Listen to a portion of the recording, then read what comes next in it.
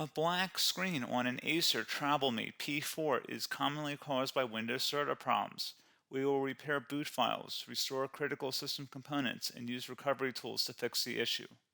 A lot of errors pertain to this problem, and we're going to go ahead and jump into what should hopefully be a pretty straightforward process, guys. And we're going to go ahead and jump right into it. First thing I'd recommend doing would be to actually go ahead and boot to the troubleshooting utility on Windows 11. So if you do a hard power off 3 times in a row, Windows should automatically attempt to launch the startup repair utility. And if it doesn't find anything, it will give you the option to select advanced settings, in which case it will take you to a screen that looks like this. Now, if it does not take you to a screen that looks like this, or you're unable to get to that, you can also download the Windows 10 Media Creation Utility, or Windows 11. They probably will make a creation utility for Windows 11 at some point. And it doesn't really matter, you can actually run the Windows 10 utility on Windows 11 as far as I'm aware. And you should be able to run the troubleshooting utilities built in within it. So you just would go ahead and download it to an ISO file and then burn it to a DVD or USB. It'd have to be about 4 gigabytes or more. It couldn't be a small USB flash drive, and it couldn't be a CD. It'd have to be a DVD. And then you'd boot your computer from it. So depending on the computer manufacturer, you'd have to tap a different key on your keyboard in order to launch that menu, in order to select what boot drive you want to go off of. So it could be anything between the escape key, F2, F8, F12, for example, and those are the function keys on the top of your keyboard. So you may have to just do a little bit of trial and error. Shouldn't take you more than a couple minutes. Googling it would probably be best before you even begin. But anyway, we're ready to go ahead and jump right into it. So we're on the choose an option page. So these will look very similar whether you're booting from it directly within Windows itself, or if you're plugged in a USB flash drive with the media creation utility installed and you selected the recovery option. So when you are setting up your Windows 11 installation or Windows 10, depending on the drive you're using, there should be an option to repair your computer in the bottom left corner of the dialog window, one of the first screens that comes up.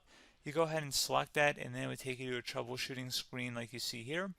And you want to go ahead and select troubleshoot, reset your PC, or see advanced options.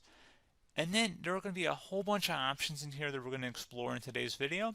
The first one, we're going to actually go underneath advanced options, and then select startup repair, fix problems that keep Windows from loading. So go ahead and select that first.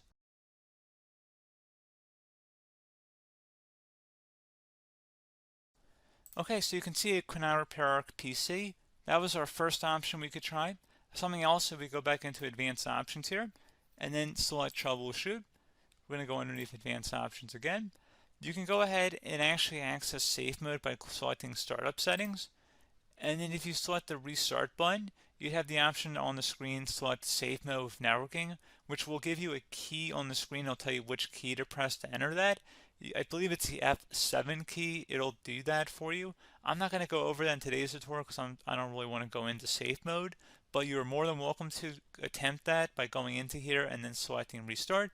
Again, it'll launch another screen. It'll say what key do you want to press, and it'll give you like 7 or 8 different options, and you want to select safe mode with networking. There's also an option for a command prompt too, but that's going to be something we're going to cover later in this video, and we don't even have to go through that in order to access it. So that's why I'm not going to really push for that, because unless you know exactly what's causing the problem, you probably don't need to go into safe mode. Unless you're trying to recover files, in which case then you definitely can go into safe mode, but we're trying to actually recover our computer here. So I hope that makes sense. Something else we can also try here as well would be to uninstall updates, remove recently installed quality or feature updates from Windows. So if you go ahead and select that, you can uninstall the latest quality updates, which generally is the more day-to-day updates. Feature updates are the less regularly released ones, like the big ones. I would equate it to service packs in like Windows 7 and Windows Vista and Windows XP. So larger updates that occur once or twice a year at most. And the quality updates are more just a regular update. So probably obviously depend, it'll take longer if you're going to try and uninstall the latest feature update versus quality update. And maybe you don't need to go back that far. So just giving you guys a couple of pointers with that. Something else you can also look at here, and we're going to jump into the command prompt in a little bit, but you can select System Restore, which will use a restore point recorded on your PC to restore Windows. And this is something I would highly recommend here, guys. So select Next. Assuming you have a restore point saved on your computer, you go ahead and select the most recently created one, and you'll select next, and then you'll select the drive. You shouldn't actually have to select the drive. You can scan for affected programs, but we're going to keep it all default here, and then we're going to select finish. So once started, system restore cannot be interrupted. Do you want to continue? I think we're going to select yes. I don't think we have anything better to do on our computer right now, so just give it a moment here to initialize. It will take a couple minutes to run, obviously depending on how large your hard drive is and how much is saved on the system restore point. So just give it a couple minutes here.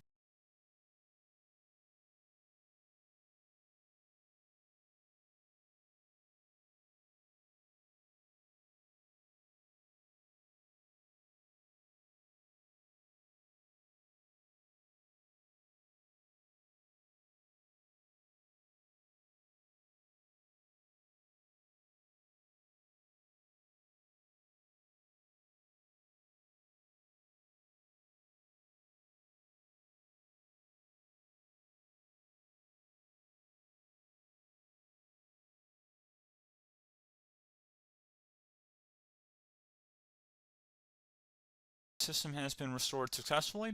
We're going to go over a couple different methods addition to that if that did not work. So I'm just going to pause the video and we're going to start back up back on the recovery screen that we started with. Okay, so a couple other things we can try here too. If you go back into troubleshoot, you can select reset your PC, let you choose to keep or remove your personal files and then reinstalls Windows.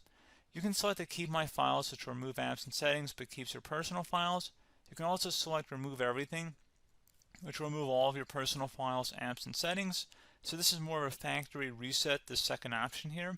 First option, it should not delete all of your personal files. However, it will pretty much clear most of your programs. And keep in mind, there's no guarantee that your information, number one, is even still available and easily recoverable on your computer to the point that you actually would be able to recover anything.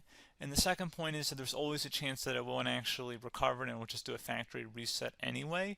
So there's no guarantee that actually would keep your files anyway. So I would recommend trying to get a recovery tool and backing that up first before selecting it anyway.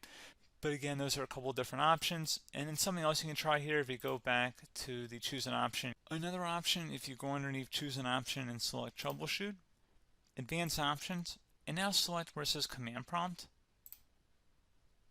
Okay, so the first thing we should do is type our main hard drive here. In most cases, it should be the C drive. So you just do a C colon and then hit enter on your keyboard. So once you're underneath the C drive, we're going to type in dir and then hit enter on your keyboard. It should have program files, users, and Windows all in there. That's how you know you're in the right directory.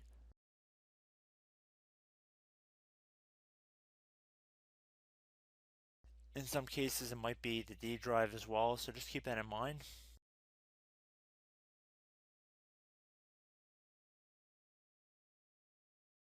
Next thing we're going to do is type in cd space / Windows / system 32 / config, and then you're going to hit enter on your keyboard.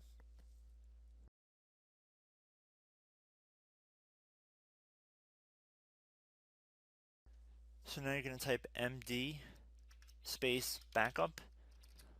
If you've seen other tutorials, it might also say to put down md backup.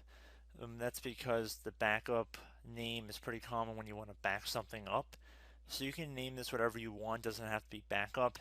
So if you've already made a backup folder in the past, you could do backup 1, for example. So once you're done setting the name you want the backup to be called, hit enter on your keyboard again.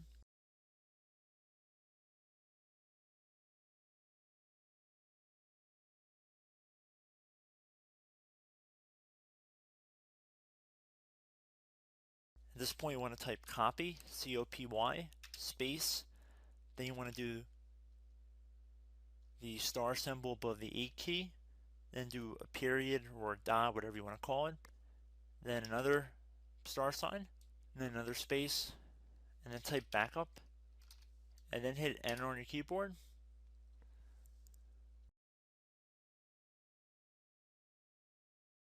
Now you want to type cd reg back REGBACK, and then hit enter on your keyboard. So now that we are under the reg back, so now you want to type DIR again, and then hit enter.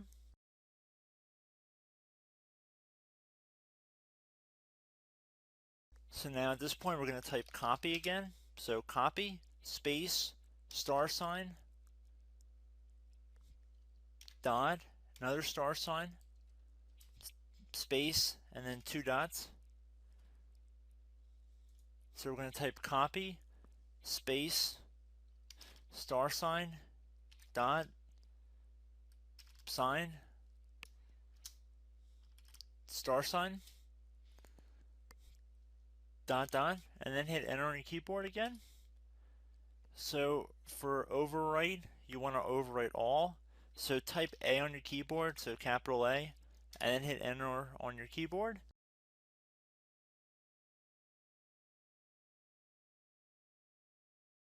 So at this point you should be good to go. You can close out of the command prompt window, and if you accidentally continue to Windows 10, you should be all set. So I hope one of these 3 or 4 different methods we went through in this tutorial helped you guys out. Again, I'm not sure if you guys heard me earlier, but try to go back into your safe mode if possible and uninstall any programs you know might be conflicting with the Windows startup if you can get into safe mode. So just keep that in mind. Something very simple like that could be blocking up everything. So again, I hope this tutorial helped you guys out, and I will catch you in the next tutorial. Goodbye.